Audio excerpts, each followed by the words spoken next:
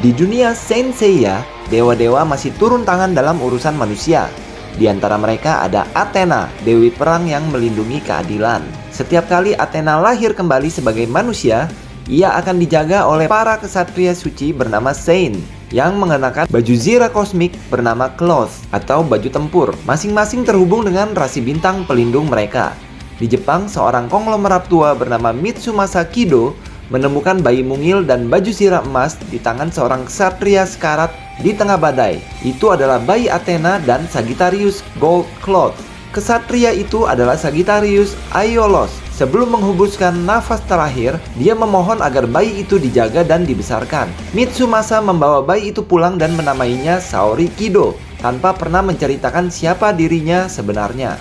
Bertahun-tahun kemudian, Mitsumasa mengirim banyak anak yatim ke berbagai penjuru dunia untuk berlatih menjadi Saint. Salah satunya adalah bocah keras kepala bernama Seiya yang dikirim ke Sanctuary di Yunani. Di sana dia dilatih oleh Saint bertopeng bernama Marin. Latihan Seiya sangat sadis. Tulang patah, tubuh babak belur, tapi sedikit demi sedikit dia belajar menyalakan kosmo, energi kosmik di dalam tubuhnya. Tujuannya sederhana, tapi emosional. Kalau nanti sudah jadi Saint, dia diizinkan pulang ke Jepang untuk mencari kakaknya Seika yang menghilang sejak mereka kecil. Pada akhirnya, setelah duel hampir mati melawan lawan-lawannya di pelatihan, Seiya berhasil menunjukkan kekuatan kosmonya. Ia diakui sebagai Pegasus Bronze Saint, pemilik Pegasus Bronze Cloth. Dengan bangga sekaligus cemas, dia pulang ke Jepang. Di sana ia bertemu Saori, yang sekarang tumbuh menjadi gadis yang kaya, agak sombong dan mengelola Ground Foundation milik kakeknya. Saori mengumumkan turnamen besar bernama Galaxian Wars. Para Bronze Saint akan bertarung sampai satu orang keluar sebagai pemenang dan berhak atas Sagittarius Gold Cloth. Dalam arena itu, Seiya bertemu 4 Saint muda lain yang nanti jadi saudara seperjuangan, yaitu Dragon Shiryu yang tenang dan berlatih di Lushan, Cina, Cygnus Hyuga dari Rusia yang mengendalikan es, Andromeda Shun yang lembut tapi punya rantai mematikan, dan Phoenix Ikki, kakak Shun yang belum terlihat namun namanya terus menghantui mereka. Turnamen berjalan brutal. Seiya melawan Shiryu sampai keduanya hampir kehilangan nyawa. Tapi di balik sorak penonton ada aura aneh. Saat hadiah Sagittarius Cloth dibawa masuk, tiba-tiba sosok berapi-api muncul. Dia adalah Phoenix Ikki yang ternyata kembali sebagai musuh. Penuh kebencian karena masa latihannya yang seperti neraka di Death Queen Island dan merasa dikorbankan oleh Mitsumasa. Ikki mencuri Sagittarius Cloth dan memimpin Black Saints, tiruan jahat para Saint. Deretan pertarungan pun meledak. Bronze Saint melawan Black Saints dengan taruhan nyawa.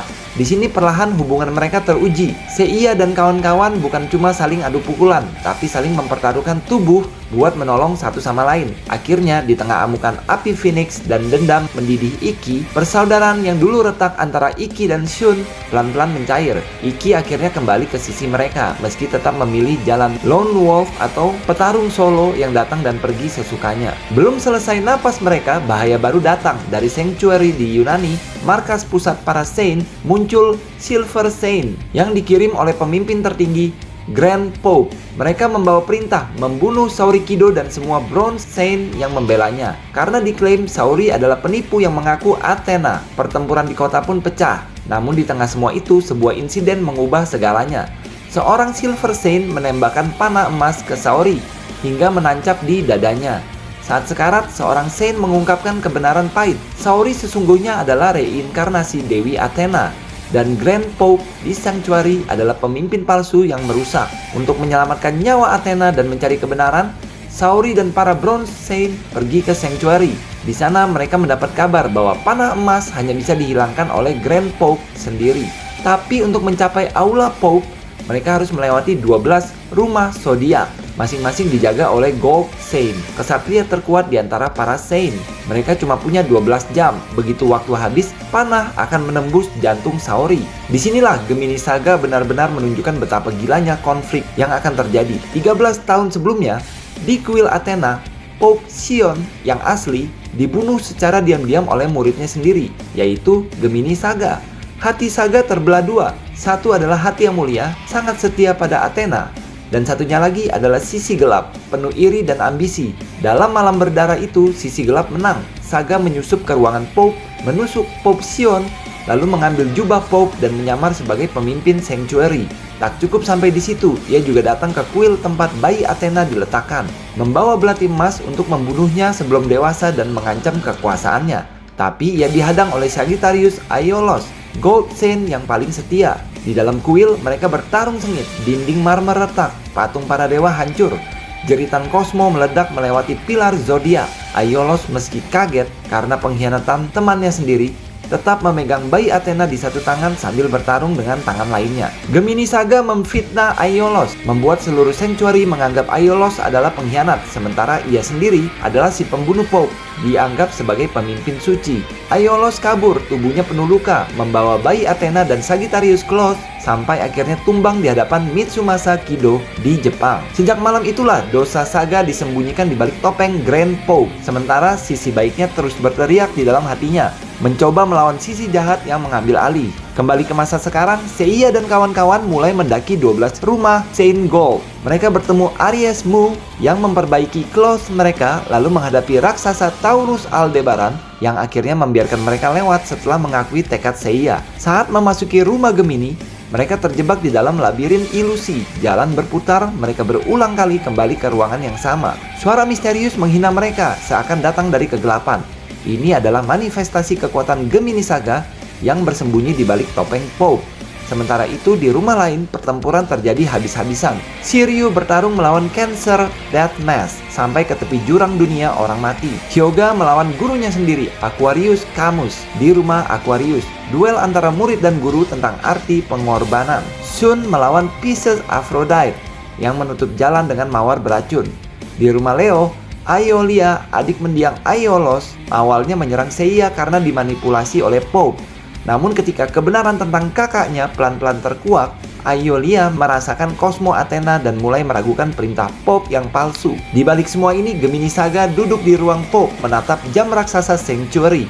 Akhirnya setelah melewati rumah terakhir, Seiya nyaris hancur tapi tetap merangkak menuju aula Pope. Di sana ia menemukan Pope berdoa di depan patung besar Athena. Pope pura-pura bijak mencoba menggoyahkan tekad Seiya, mengatakan bahwa semuanya sudah terlambat.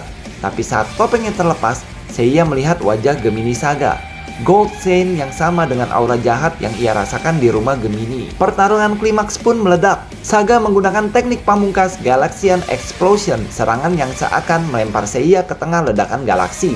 Setiap hantaman membuat tulang Seiya patah, Pegasus Cloth remuk, dan kosmonya hampir padam. Di satu titik, Seiya hampir menyerah, tapi di dalam hatinya, dia mendengar suara Saori dan teman-temannya yang masih bertarung di rumah-rumah yang lain. Di saat itulah Saori sendiri datang ke aula, berdiri tegap sebagai titisan Athena. Di hadapan tatapan Dewi yang dulu hendak ia bunuh saat bayi, hati Saga yang baik akhirnya menang melawan sisi gelapnya. Air matanya jatuh. Ia menyadari semua dosa, membunuh gurunya, menjebak Aiolos, memanipulasi Aiolia, dan hampir membunuh Athena 2 kali. Dalam momen terakhir penebusan, Saga mengambil tongkat yang dipegang oleh Saori dan diarahkan ke tubuhnya sendiri. Di depan Seiya, para Bronze Saint dan Gold Saint yang tersisa, ia menusuk jantungnya sendiri. Dengan napas terakhir, ia memohon pengampunan kepada Athena dan berterima kasih kepada Aiolos yang tetap percaya pada kebenaran. Tubuhnya terjatuh, matahari terbit di atas Sanctuary yang akhirnya kembali pada pemilik sahnya. Setelah perang Sanctuary, ancaman datang bertubi-tubi, yaitu Asgard, di mana Hilda of Polaris dikutuk cincin Nibelung Ring dan ingin menenggelamkan dunia dalam es, hingga ke istana bawah laut Poseidon, dalam tubuh Julian Solo yang ingin memulai kembali peradaban dengan menenggelamkan dunia. Di Asgard, Seiya mengenakan Odin Cloth dan menebas cincin kutukan dari tangan Hilda. Di bawah laut, mereka menghancurkan pilar-pilar samudra dan memaksa Poseidon kembali disegel oleh Athena. Namun ujian terakhir adalah perang suci melawan Hades, dewa dunia bawah. Hades membangkitkan para Gold Saint yang sudah mati sebagai Spectre, menyerang Sanctuary untuk merebut Athena. Saori akhirnya mengorbankan dirinya, menusuk tubuhnya sendiri untuk turun ke neraka dan menghadapi Hades. Seiya dan keempat sahabatnya mengejar, menembus neraka, bertemu Hades yang sempat merasuki tubuh Andromeda Sun, lalu menuju Elysian, taman surgawi tempat para dewa tidur. Dengan bantuan darah Athena, Cloth mereka berevolusi menjadi God Cloth.